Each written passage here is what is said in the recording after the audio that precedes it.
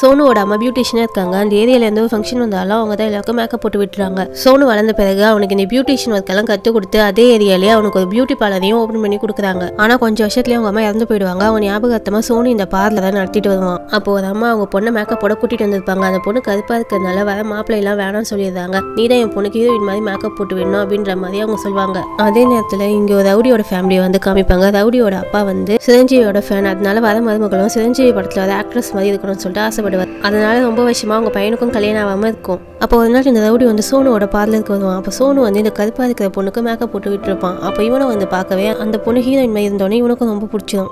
அதுக்கப்புறம் அவங்க அப்பாவையும் கூட்டிட்டு போய் அந்த பொண்ணு வீட்டில் காமிச்சோன்னா அவருக்கும் அந்த பொண்ணு ரொம்ப பிடிச்சிது. அதுக்கப்புறம் இவங்க 2 பேருக்கும் கல்யாணம் பண்ணி வச்சிருந்தாங்க. கல்யாணம் அடுத்த நாள் வந்து இந்த பொண்ணு குளிச்சுட்டு வரா. அப்போ மேக்கப் ஃபுல்லாகவும் வந்து போயிடுது. அவன் மேக்கப் இல்லாமல் கருப்பா இருக்கிறத பார்த்துட்டு அவங்க மாமனார் மாமியார் செமையாக கத்துறாங்க. அந்த சவுண்டை கேட்டு அவங்க ஹஸ்பண்ட் ஓடி வரான். அவனை இவளை பார்த்து செமையா அதிர்ச்சி ஆகிட்டு நீ என்னை ஏமாத்திட்டேன்னு சொல்லிட்டு இவளை போட்டு அடிக்கிறான்.